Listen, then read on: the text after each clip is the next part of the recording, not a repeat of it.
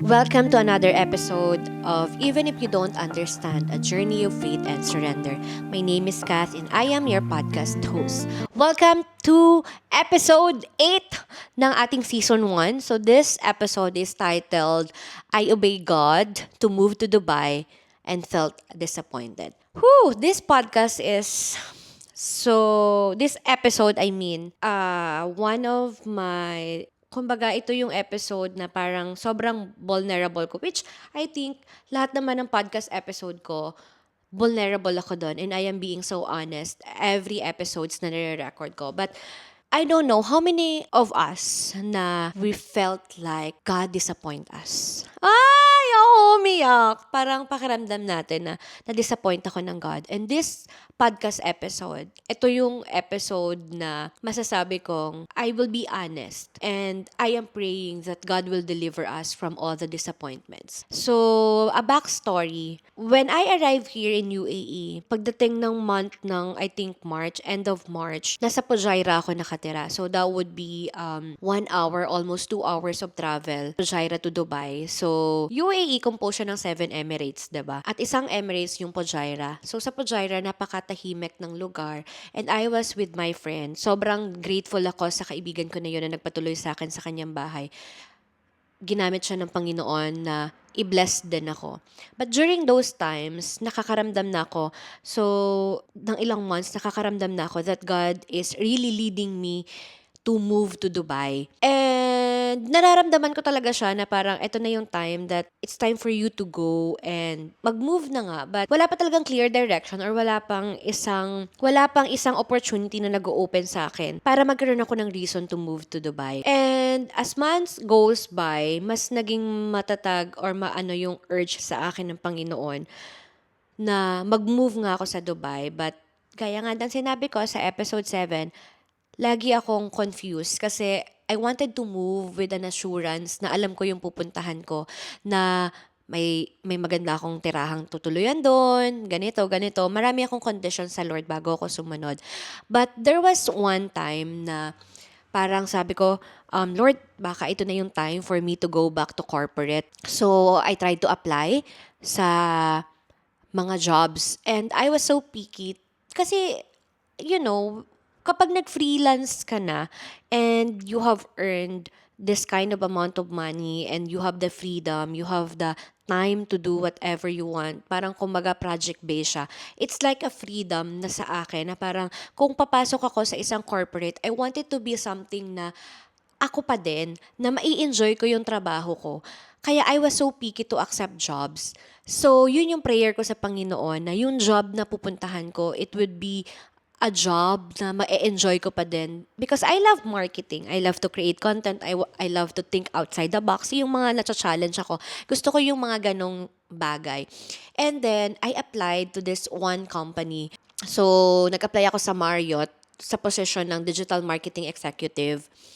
And habang nag-a-apply ako, unexpectedly, I got an email from them na parang nakapasok ako sa isang, kumbaga next step. Yung next step nun, may exam and all na kailangan kang gawin para mag-move ka sa next level. So, during the time na nakareceive ako ng email, akala ko yun na talaga yung open door sa akin ng Panginoon. And I was seeking God. Sinisik ko talaga siya, Lord, ganyan. Merong word sa akin ng Panginoon sa Deuteronomy. Hindi ko na alam yung exact word, but the word na binigay sa akin ng Panginoon, you have stayed long enough in that mountain. It's time for you to move and possess the land. So, yung Pajira kasi is mountain siya. Literal na mountain siya. And I feel like, yun na yung sign sa akin ng Panginoon na it's time for you to move. That when I move, na kapag mag-move ako sa Dubai, ibibigay na sa akin ng Panginoon yung trabaho na inaantay ko. And I was expecting na ibibigay sa akin ng God yung work ko sa Marriott. So, nag-move ako sa Dubai without any plans, just holding on to the word of God na binigay niya sa akin na akala ko bibigay niya talaga yung job. And that job, parang ilang weeks na yung nakakaraan after that interview. wala pang email, wala pang update kung anong status ng application ko. Until, nung nandun ako sa Dubai, may one time na parang grabe na, parang nararamdaman ko na parang nararamdaman ko na hindi ibibigay ni Lord yung trabaho. Pag open ko ng application ko dun sa website nila, na-decline yung application ko. Hindi ko alam kung ano yung mararamdaman ko nung time na yon. So, nandun ako sa mall, nandun ako sa coffee shop, nag-work ako. Kasi grabe yung expectation ko eh. Grabe yung expectation ko na ibibigay sa akin to ng Panginoon kasi I obeyed Him and moved to Dubai. Naniniwala ako na ibibigay sa akin ng God yung trabaho na yun. But nung pagkakita ko na na-decline yung application ko, parang naglaho lahat. Alam mo yung parang, so ano na? Anong plano? Anong gagawin? Anong mangyayari? Paano na? Alam mo yun yung mga ganong questions. And nung na-receive ko yung hindi nga ako natanggap, ganyan, grabe yung iyak ko, grabe yung doubts ko, grabe yung worries ko, grabe yung disappointment ko, I would say, sa Panginoon. And I feel like nag-start na yung parang hindi na ulit ako nangarap. Parang I started to become like parang, oh, kung ito na lang yung plano ng Panginoon sa akin, wala na akong magagawa. I have to carry on. But I am not expecting anything from God. The good thing naman ng ginawa ng Panginoon, kahit hindi ako natanggap doon, hindi niya naman ako pinabayaan. Alam mo yun, hindi ako pinabayaan ng Panginoon noong mga panahon na yun. Binigyan niya ako ng mga clients na hindi ko hinanap, na out of nowhere, nag-reach out sa akin and I want you to do this ganito, I want you to do this for me, for a project base, ganyan. Lahat ng needs ko nung nasa Dubai ako, na-provide ng Panginoon sa akin. But I feel like I'm still disappointed with God na parang Lord, ito ba yung plano mo sa akin? Kaya pinag-move mo ako sa Dubai, wala kang plano sa akin. Parang gusto mo ba ganito na lang ako, gusto mo ganito ako. And hindi ko namamalayan that I have this offense sa Panginoon na kinain na ako ng disappointment. But ano yung point ko dito? I am telling everyone because I believe hindi lang ako. Even ikaw na nakikinig ng podcast ko, you prayed so hard sa Panginoon and you've been asking, Lord, ito lang, bigay mo na sa akin to, Lord. And yet, hindi binibigay ng Panginoon. And you feel like na ang damot ni Lord. And you feel like na, Lord, nagsiserve naman ako sa'yo, ginagawa ko to, nagba-Bible study ako, I read, I pray, I go to church.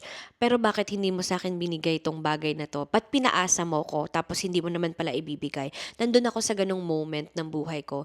And 4 months, kineri ko talaga yung pain na yon na parang I am so disappointed with God. Na parang, I am just being honest. Ayokong sabihin na parang, grabe naman, ikaw pa talaga na-disappoint kay Lord. I am being honest because my relationship with God, I am being honest with Him. I can tell it to God na, Lord, I am disappointed. Lord, I am in pain. Lord, bakit ganito? Lord, I am in that point na hindi ko sinusugarcoat lahat yung prayer ko sa Panginoon. And 4 months, ilang buwan akong disappointed sa Panginoon na parang, wala, ganito na lang talaga yung buhay ko, Lord. Ganito na lang talaga na parang, you know what, sa Dubai kasi sobrang mahal ng accommodation. Sobrang mahal na parang, kung magre-rent ako ng apartment, 30,000 mo, sobrang maliit lang siya, di ka pa makahinga. And practically speaking, iisipin mo, i-waste ko ba tong 30,000 or magsisettle ako? Kasi yung tinutuluyan ko sa Dubai is, nakasofa lang ako. Ilang beses akong umiyak, ilang beses akong nagbeg sa Panginoon na, Lord, hayaan mong mag-move ako to another place. Lord, hayaan mo ganun, but still, God is so silent. But God is faithful. May mga bagay na alam mo, nung nandito ako sa Dubai, pinarealize lang sa akin ng Panginoon na ang dami kong kailangang ayusin sa sarili ko. Na I feel like I'm entitled, I have pride kasi nga sa Pinas, napaka-komportable ng buhay ko. I have my own room. Nakakapag-travel ako, lahat ng gusto kong kainin, makakain ko. But dito sa Dubai, talagang hinambol ako ng Panginoon na talagang yung face ko nandun na sa ground. Na talagang, Lord, wala akong ibang lalapitan, wala akong ibang kakapitan, only Him. Only Him. And I started to pray. Like, even now, I am praying na, Lord, heal me from my disappointments. Na parang mahirap, na parang how would you encourage other people to believe and trust God na ikaw sa sarili mo, nagkakaroon ka ng hard times to trust God with the desires of your heart. Pero nakita ko na hindi man binigay ng Panginoon yung mga bagay na gusto ko, He provided the things that I needed na akala ko hindi ko kailangan. Binago ng Panginoon yung pananaw ko about life, binago ng Panginoon yung pananaw ko about finances, binago ng Panginoon yung pananaw ko about status, about success, because all in my life, siya lang yung may hawak ng buhay ko at nakakaalam ng perfect timing kung kailan ako dapat bumalik sa corporate, kung kailan ako dapat kumita ulit ng ganun. Because I believe hindi ihahayaan ng Panginoon. It's just a season. So every one of us na merong pinagdadaanan na disappointed tayo sa Panginoon, na parang we prayed hard, na parang, Lord, bakit up until now? I've been praying for you for 9 months. I've been praying for you for how many years? I've been praying for this for the longest time ng buhay ko, and yet you're not answering me. Hindi ko alam yung sagot because I am not God. He said in His word in Isaiah, my thoughts are not your thoughts. My ways are not your ways. So, di natin alam, di ko alam kung ano yung iniisip ng God, but always, napakaganda ng plano ng Panginoon.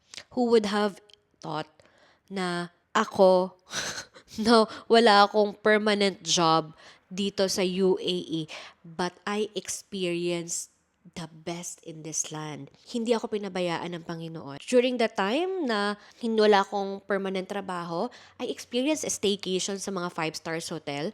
Naka-experience akong kumain sa Japanese restaurant na talagang grabe yung pagkain, overflow. Na-experience kong magbalik-balik sa Abu Dhabi, mag-travel back and forth.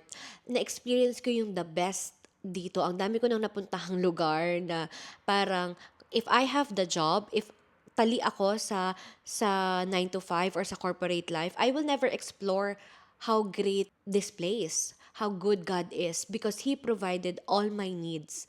'Di ba? So, yun yung mga bagay na tinitingnan ko, hindi na yung mga bagay na wala pa ako. 'Di ba? So, tiningnan ko yung mga bagay na pinrovide sa akin ng God. I am surrounded with the lovely ladies na talagang napakabuti nilang mga kaibigan sa akin. I am blessed with that because not everyone is so privileged to have a godly friends. Not everyone is surrounded by the right people who will encourage them to trust Jesus. And, you know, in my disappointments, binigyan ako ng Panginoon ng mga bagay na hindi ko inakalang kakailanganin ko. Provide ng Panginoon to be surrounded with those ladies, provide ng Panginoon yung mga needs ko, yung mga ma-experience ko, kumain sa ganito, mag-explore sa ganito, pumunta sa ganitong lugar. You know, it's only a miracle at lahat ng bills ko dito nababayaran ko. Alam mo yun? But hindi nga lang ito yung dream life ko. Hindi nga lang ito yung parang ine-expect ko na mangyayari sa buhay ko dito. But this is what I needed. So everyone na nakarinig nito or anyone na nakarinig nito na meron pinagdadaanan and you feel like disappointed sa Panginoon because you keep praying and then nakikita mo yung ibang tao or yung mga kasama mo or yung mga friends mo, sinasagot ni Lord yung prayers nila, binibigay ng Panginoon yung pinagpipray nila. Tapos pagdating sa'yo, bakit parang walang ginagawa yung Lord sa'yo? Tingnan mo na lang yung mga bagay na meron ka na never mo naman hiningi pero binigay ng Panginoon.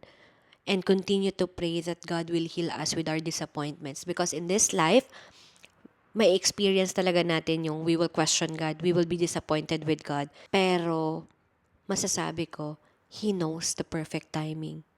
And pag timing na nun, di na natin mapipigilan. Di na natin kumbaga, there's no ending. Hindi natin mapipigilan. When God opens the door, no one can shut.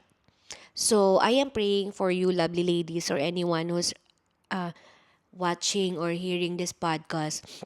My prayer is that God will meet us and heal our disappointments and every offense na meron tayo and trust His timing. Because yung timing ng Panginoon is better than the timing na akala nating kailangan nating makuha.